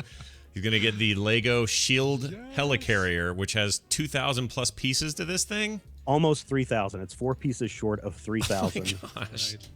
It is set 76042. It's supposed to come out March 15th. You should be able to start ordering it March 1st. Brian, you might want to start, I'm gonna start setting some money saving up. aside. Yeah. This thing is $350. Oh my gosh. It is it's not the most expensive, but it is one of the most expensive Lego sets that have been put out. It's certainly the most expensive Marvel set that they've put out in recent years. If you go and you look at some of those giant Star Destroyer Lego sets and the Death Star, I think Death Star is way up there as well. So this one's going to set you back. Now it only comes with 5 full-size minifigures, the minifigures that we know. It's got Hawkeye, Maria Hill. This is the first time that she's appeared in Lego form. Captain America, Nick Fury, and Black Widow sporting her new hairdo. All of the other figures that you see in this set to make them work with this set are called micro figures, this brand new line, and they are smaller than a 1x1 stud as far as their width goes. So you're going to get 12 SHIELD agents, Captain America, Nick Fury, Iron Man, and I forget who else is in Hawkeye, Maria Hill. Those are the regular micros. The micros though are much smaller. They're like it looks a like fourth of the size. They're about the size of a regular minifigure leg. Hawkeye, Captain America, Nick Fury, Iron Man. Oh, they're the size of the leg on the normal minifig? Wow. Yeah. Pretty much. I mean, this is how small they are. But that's so that they could keep the size of the Shield helicarrier small. If they made it the size of like a Star Destroyer, this thing would be 5 feet long. It'd be like the old G.I. Joe. Yeah, it'd be like the old G.I. Joe battle cruiser from years and years ago. So this is something a lot of people I think are going to be interested in, but I think the price is going to keep a lot of people away. Yeah, $350 is a chunk of change, but that's a beautiful Lego set. I haven't bought any of the super expensive Lego sets before, so this will be. I'm due for like one of the super expensive ones, and this seems like the perfect one. I can hang it from the ceiling right over there. Perfect place for it. Yeah. I've seen somebody was already talking about that. There's a way, because these are using the Technic pieces, that you could actually put one of the Technic motors in there and have an on-off switch to get the props to spin. Oh no way! To get the turbines going, dude. Yeah, because there's already a hand crank that'll make the turbines spin. Yes, but because they're using that, you could get the motor and pop it in there. Hand cranks. Hand cranks are for old people, dude. You gotta get that motor. I remember when I did churn my own helicarrier. If Lego wanted to have a bit of fun with this, they could also say that that an Ant-Man micro figure is also included, and they just wouldn't ship anything. Oh, that's amazing. People be looking for this little microscopic Ant-Man. That'd be amazing. Yeah. That's really, really cool. So there's a full write-up here on Majorspoilers.com if you want to go check that out, as are all of these articles and much, much more. Anything else happening you'd like people to be aware of? Well, speaking of Lego, we've got a brand new Lego build over at our YouTube channel, Major Spoilers Video. This week, I'm looking at the Black Manta Deep Sea Strike set. It's part of the DC Comics superhero Lego line. It's a really cool set if you like Black Manta from the early days where he had that hyper-extended neck and headpiece, then you're going to get that in minifigure form. And you can go check out that video and review over at our YouTube channel. Very nice. Majorspoilers.com, of course. Major Spoilers on Twitter. Steven, always a pleasure to have you here on Mondays. Thank you. Take it easy, man. All right, see you guys. See you later. See ya. Yeah, that thing's rad. It's gorgeous. Yeah, I'm picking that baby up. Of course you are, because you're Brian Ibbett, and I knew you would. Because this is a cool thing. This is a thing. Because I have a show called From the Helicarrier. Right. How can you not have the giant Lego helicarrier if you have a show called that? I mean, what the hell kind of world are we living in? I'd be disingenuous if I didn't. It would be. Hey, look at this. It's Veronica Belmont. Hi. Good morning. It's V for Video Games. Good morning. How was your Super Bowl weekend? I didn't watch the Super Bowl at all. Do you know why? Here's why. Because you San Francisco people, unless your 49ers are in that game, there's no pleasing you guys. That's what's going on. I don't watch any Super Bowl with the 49ers or anything. I'm just not a football gal. Yeah, but you like the baseball, though. Love the baseball. America's Pitchers and real catchers sport. Report coming up. Yeah, that's right. Very soon. Oh, man. Baseball season starting again. That's spring training. Yeah. Very exciting. And you'll still be interested in whatever happens, regardless of where the Giants end up, right? Like Yeah, of course. Okay. Well, fair My enough. boys. It's America's game. Damn it. America's pastime. This football stuff is for, this is some weird future sport. Really, where it's at is baseball. Veronica Belmont comes on the show every Monday, and we talk about video games and what's going on, things in the news, and what have you. What's on your mind today? What's going on? I'm back into World of Warcraft, guys. Yay! Yes, I've seen you log in and log out a couple times over the weekend. It's so cool to see Winema back in there. Yeah, right? I know. It was like putting on a comfortable hat. It fit so well. Yeah. And I just got back in and, went through the starting quest for the, warlords, whatever, all that jazz. Because you boosted Winema, I assume, up to 90. Okay. Yep. Great. And so now we're working our way through, and I'm questing around with Ralph, and it's so nice to get back into it. Although I do feel a little bit guilty, and my husband is kind of like, "Really, we're doing this again? I'm a WoW widow again." Yeah. But it's just fun. I get to see all the garrison stuff that I was excited about experiencing, and that's been a lot of fun. And just doing quests again, it's been pretty great. It's probably pretty nice to come into at this stage because you got to miss kind of the mad rush at the beginning. There were some outages and problems. They boosted their numbers real hardcore there at the beginning and ended up with some down days and stuff. So to be able to come in now where those questing zones, nobody's really fighting over space and stuff. It's probably a little bit of a nicer experience, I'm guessing.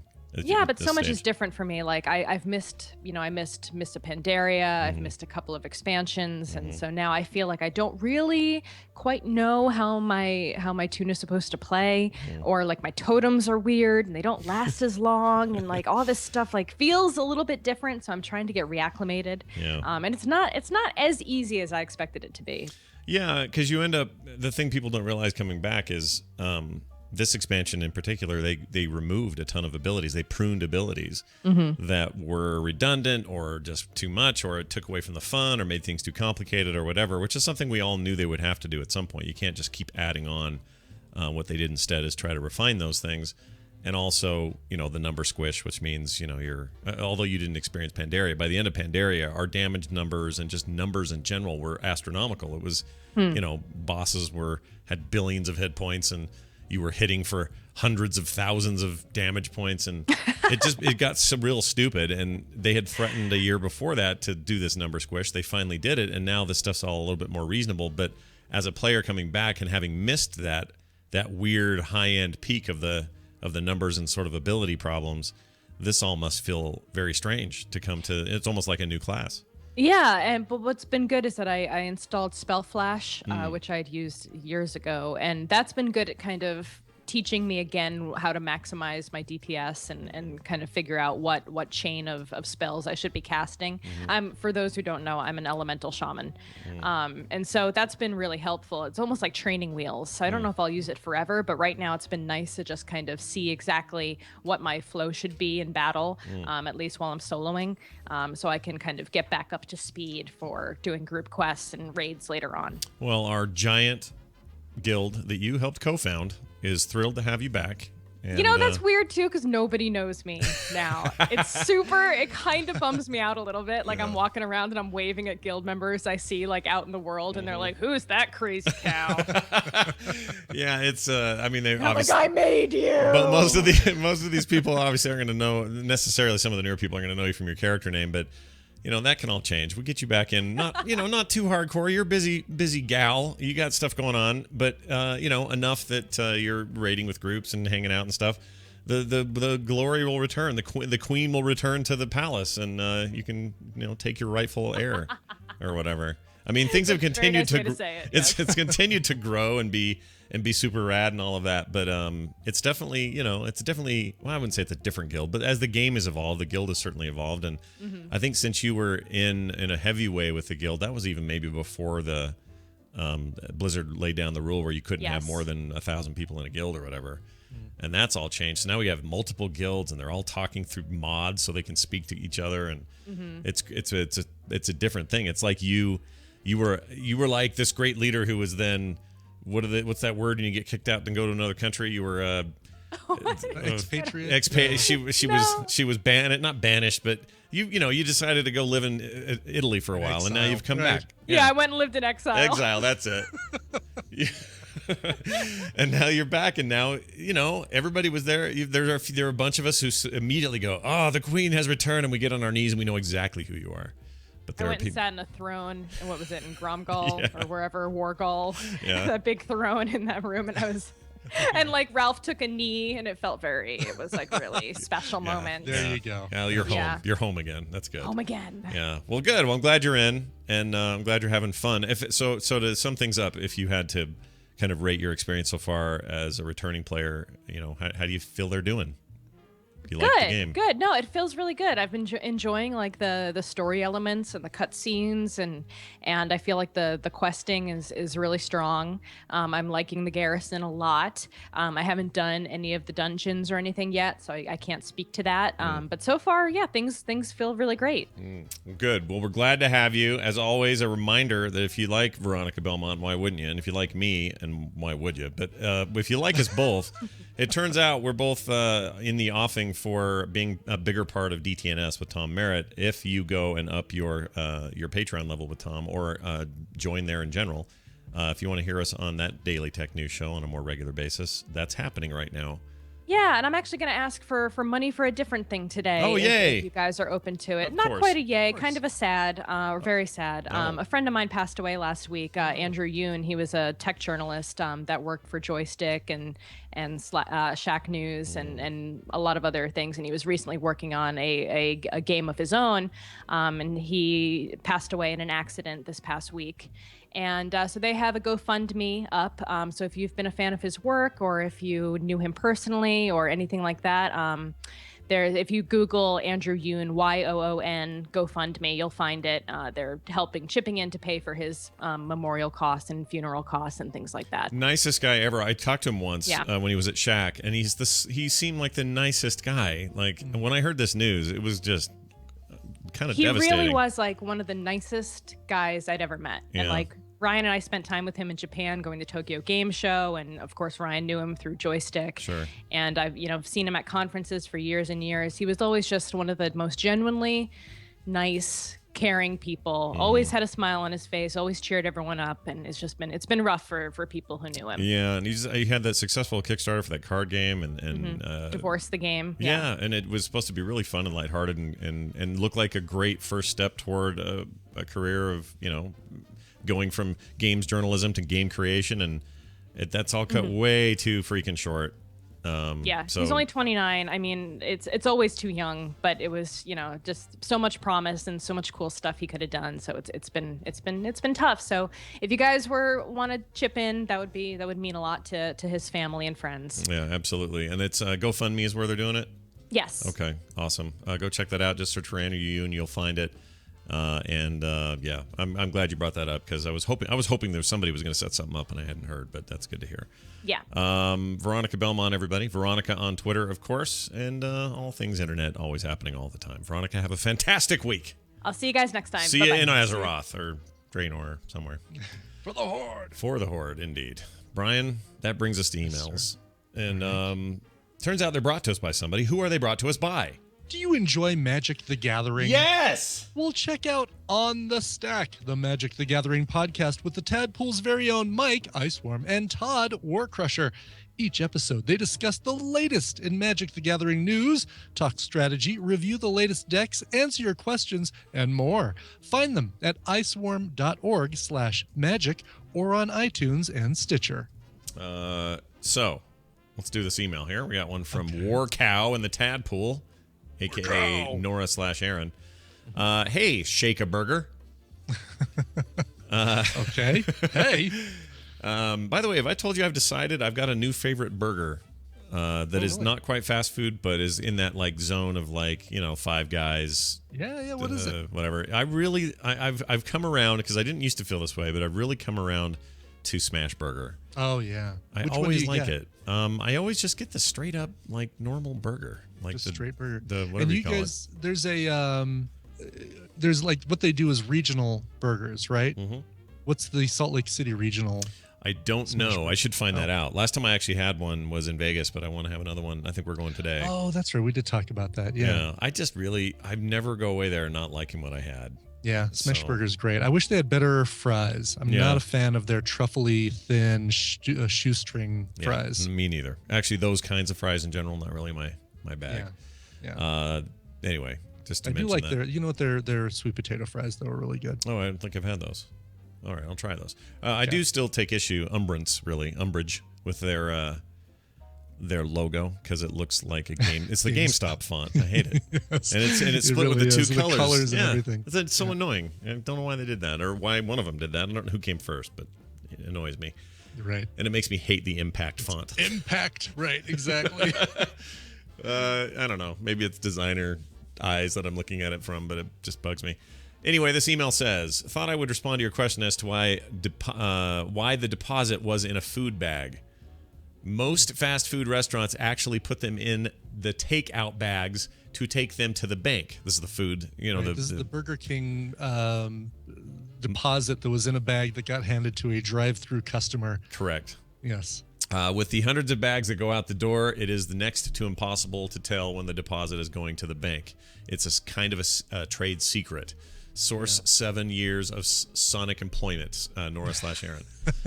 That's interesting. So that is a normal thing, and it's because it happens so much that occasionally something weird like that. But that seems like really risky. Yeah, safety. So that if somebody's watching for a manager walking out of the store with a blue zipper bag, they don't get held up. Totally makes sense. But you get that poor trainee who doesn't know the difference and thinks he's here's your Whopper Juniors.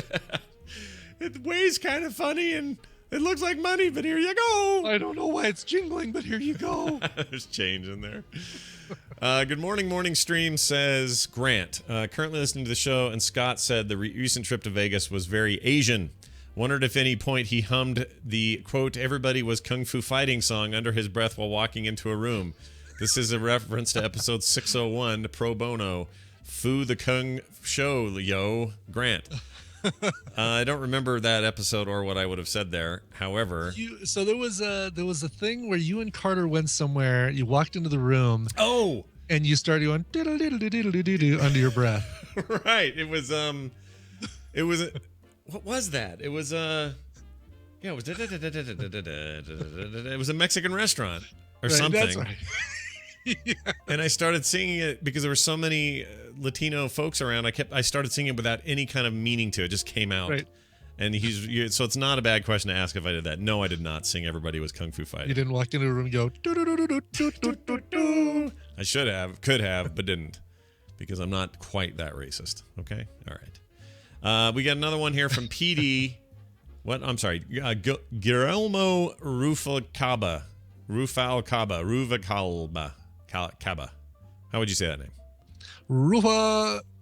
Guillermo Ruvalcaba. See, it's not easy. That one's not easy. Ruvalcaba. Hello, Gringos. He says, I'm a new listener to your programs, Comic Dorks, Boop, TMS, etc., and I'm really having a great time hearing Dose programs, you guys. Well, my mail was just to unveil something that would never happen in real life, and that's this. Quote, bees going after Volkswagen Red Beetle, about 720 episodes. You mentioned saying you like the Savage Bees movies. Bees can't see the red color, and it would not make sense for bees chasing it. So I am sorry for ruining. It says ruining. Yeah. Ruining. Shit, I can't read when it's not right.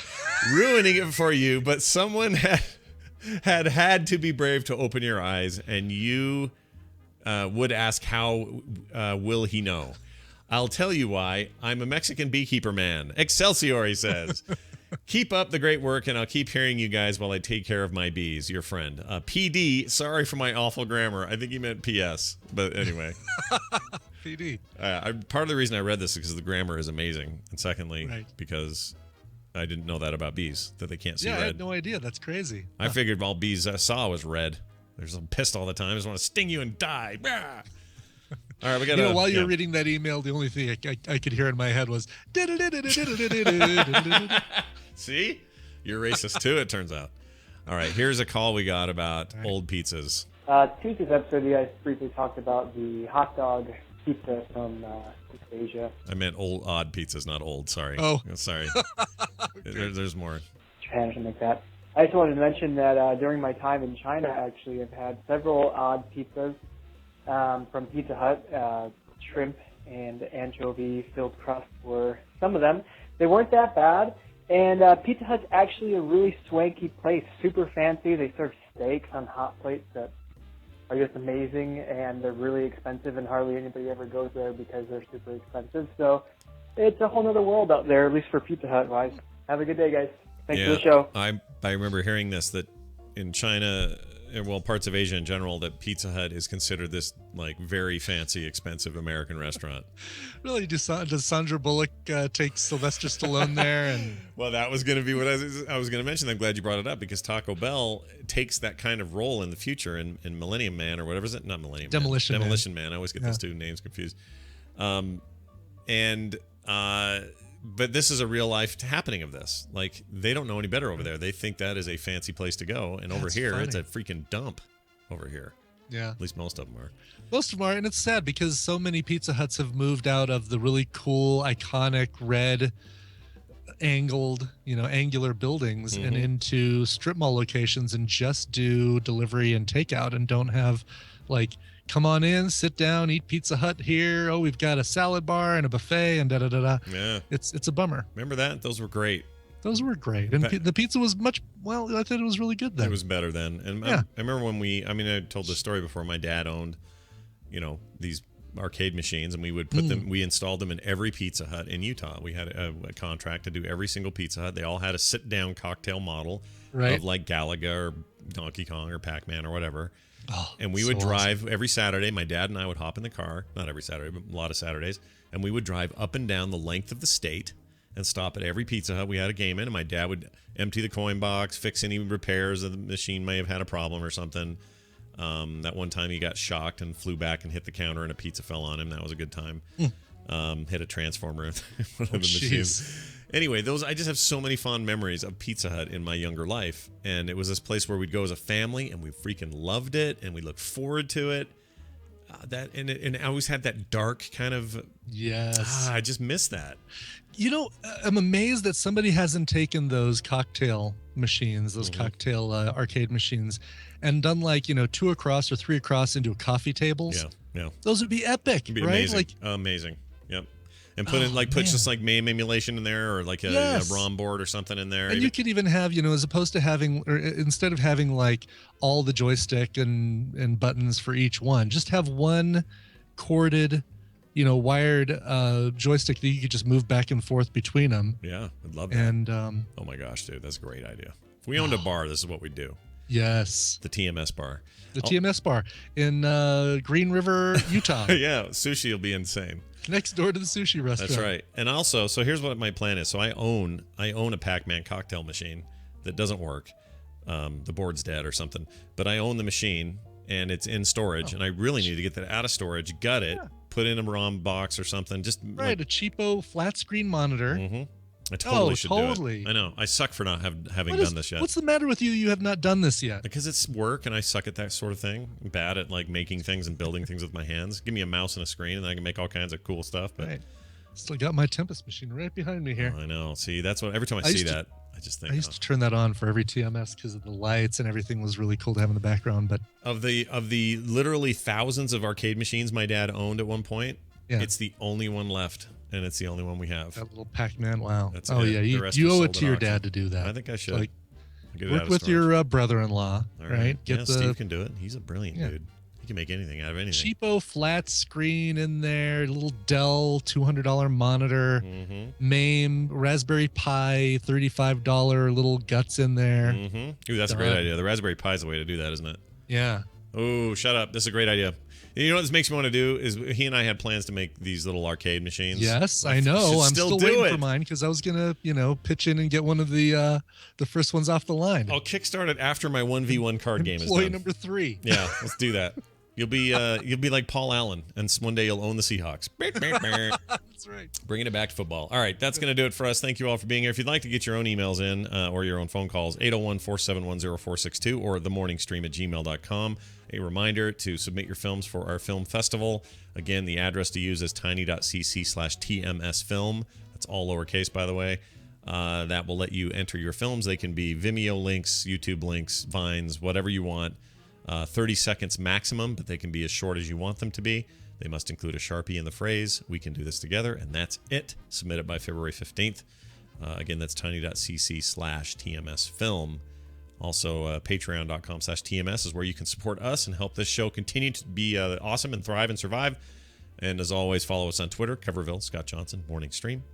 I think it's going to do it. Sweet. Yeah, that's it. Let's get the hell out of here. Do you have music for me to play, to have? Oh, let's end with a song, shall we? Yeah. All right. Graham wrote in, "Hey, Sam and Max, I turned 22 on February the 1st, which is sadly a non-TMS day. By the way, happy birthday to Tristan, who also turned 18. Who also had a birthday yesterday, turned 18, and wrecked the basement. Good on him. Good job, actually, guys. They did a good job. They had a rager. The place did look like a bomb hit down here, but some of his friends stuck around the next morning and helped clean up, and they were awesome. Good for them. There's always a couple of kids who are willing to do that. Totally. They're the ones who will get invited back. Yeah. All right. So Graham wrote in, I turned 22 on February 1st. I'd like to request Brian's favorite Meatloaf cover since I trust his musical prowess unequivocally. It has been a tough 22 years suffering from Tourette's syndrome, but in the past year, you two chuckleheads, thank you for using that word, have really lifted my mood. Greetings from Scotland. Love the show, though, bro. Graham. Oh, my gosh. A Scottish Tourette's victim, though. Wow. Is so much better than just a standard-ass one. Right, because oh, yeah. That the accent. are far better. Oh, my gosh. You could yell anything. Frying pan. Whatever. Just it would sound amazing coming out of you. Don't feel bad, man. That's cool. Shite. Anyway. Amazing. And we're not laughing at your No. affliction. We feel we're laughing with you, dude. Right. We're right there with you. That's yeah. Keep on keeping on. Anyway, and happy birthday. Yeah. All right. Favorite Meatloaf cover. It's funny. Meatloaf actually did a lot of the songs that people know by Meatloaf. Some of them were actually covers. Some of the Bonnie Tyler stuff was actually, because there was that whole Bonnie Tyler Meatloaf, and I'm drawing a blank on Meatloaf's writing partner, who was like really the guy behind all the writing of "Bat Out of Hell." Oh, Jim Steinman. Is that Jim it? Steinman. I know this name, but now it's not ringing a bell. But yeah, I know who you mean. Yeah. That guy's a big deal. So a lot of that stuff written and it was either Bonnie Tyler or Meatloaf covering or things like that. Yeah. In 1999, Meatloaf was a guest on VH1 Storytellers, which was such a great series, and I miss it. It was so good. Now they're just doing freaking all reality shows. Yeah. VH1, what happened to you? Yeah, what happened? Anyway. Meatloaf was on there, and he did a cover of one of his favorite artists, one of his inspirations, a guy that I'm also a really big fan of, Warren Zevon, and did a cover of his Lawyers, Guns, and Money. Does a great job with it. I'm still, as a Warren Zevon fan, I'm still partial to the original, but I like Meatloaf's take. Here's Meatloaf from VH1 Storytellers with Lawyers, Guns, and Money. All right. We'll be back tomorrow with a brand new show. Join us then, won't you?